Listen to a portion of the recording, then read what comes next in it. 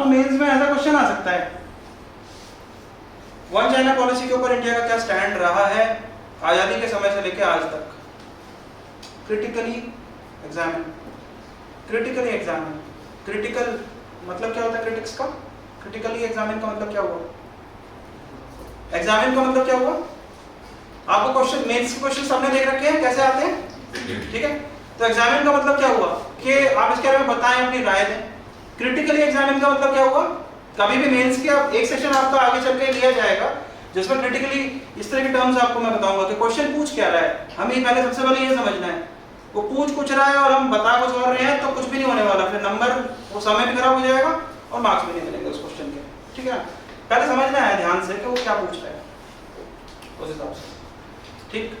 तो critically examine one China policy, तो उसमें हम इंडिया की पॉलिसी बताएंगे लेकिन उसे क्रिटिसाइज करते हुए कि हमारी गलती थी, ऐसे बोलते हैं, वो क्रिटिकली एग्जामिन का मतलब होता है। लेकिन फाइनली हमारा बैलेंस्ड व्यू होना चाहिए, कभी भी ना हमें अपने आंसर में ऐसा नहीं दिखाना कि हम किसी एक पक्ष के साथ खड़े हैं। शायद आप समझ पा रहे हो मेरी बात, आइडियोलॉजी नहीं दिखानी हमें। आंसर हम लिखेंगे तो कुछ लोग ऐसे होते हैं जो राष्ट्र प्रेम में ज्यादा आ जाते हैं, बातों में आ जाते हैं और उसके बाद वो ऐसा दिखाने की कोशिश करते हैं कि हम बीजेपी के सपोर्टर हैं आंसर में। और जो चेक कर रहा है, अगर वो जेएनयू का कोई ऐसा प्रोफेसर हुआ जो, ठीक है, तो आप समझ लो नंबर कितने आएंगे आपके।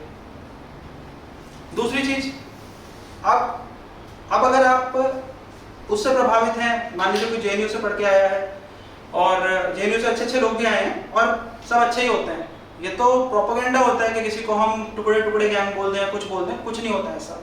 सब लोग देशवासी हैं, सब देश के लिए ही करते हैं। वो अपनी पावर को पाने के लिए एक दूसरे पे आरोप लगा देते हैं, देशद्रोही है और ये वाला झूठा है, ये फेंकू है, सब ऐसा कुछ नहीं होता। सब अच्छे हैं, सब हमारी तरह ही हम ही हैं और हम ही एक दिन कुछ बन जाते हैं, फिर हम पे आरोप लगते हैं जब हम ऊपर उठते हैं तो, ठीक। तो वो चीज है।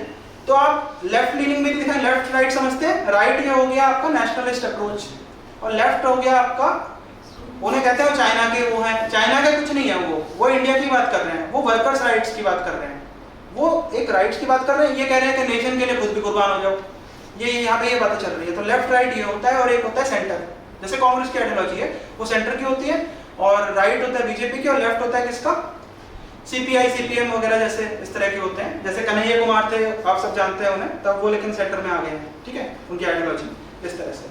तो ये सारा चलता है। तो आप अभी आंसर में कभी बताएंगे नहीं कि आपकी आइडियोलॉजी क्या है। आप एक ऑफिसर है ना, आप, क्योंकि उनकी सोच यही होती है कि ऑफिसर तो हमेशा रहेगा, सरकार 5 साल के लिए आई है, ठीक है ना, डिप्लोमेटिक रहना है आपको। आपको ये पता है कि आपको आज बीजेपी की सरकार है तो आपको उनके अंडर काम करना है, अगले साल फिर से अभी 5 साल के लिए बीजेपी आएगी फिर उनके अंडर करना है, लेकिन 5 साल बाद फिर कांग्रेस आएगी तो आपको उनके अंडर भी करना है, फिर उसके बाद फिर थर्ड फ्रंट आ जाएगा, फिर आपको उनके अंडर भी करना है। ये सारी चीजें होती हैं। आपको न्यूट्रल रहना है हमेशा, मतलब पॉलिटिकल साइंस अगर कभी आप में से कोई पढ़ेगा तो आपको पता चलेगा what bureaucracy is. Bureaucracy is a neutral mechanism. It's a tool in the hands of the powers that be. Power में कौन है, जिनका अभी मैं नाम ले रहा था, वो पावर में है और ब्यूरोक्रेसी को वो यूज करते हैं अपनी पॉलिसीज को इम्प्लीमेंट करने के लिए। आप जो डीसी बनेंगे, एसपी बनेंगे, तो आपको आदेश कौन देगा, मिनिस्टर देगा, ठीक है, वो सारी चीज होती है। तो आपको न्यूट्रल रहना है। अगर नेतागिरी करेंगे तो आप ऐसे वीडियोस देखते भी होंगे कि जो ऑफिसर्स हैं उनको फिर डांटते भी हैं कि भैया ऐसा करो, ये वर्दी उतार दो और तुम भी पार्टी ज्वाइन कर लो, वो चीज होती है। तो आपको यहीं से अपनी अप्रोच ऐसी बनानी कि आप सिर्फ नेशनल इंटरेस्ट में बैलेंस्ड अप्रोच रखेंगे अपने आंसर में, ठीक, ये चीज है।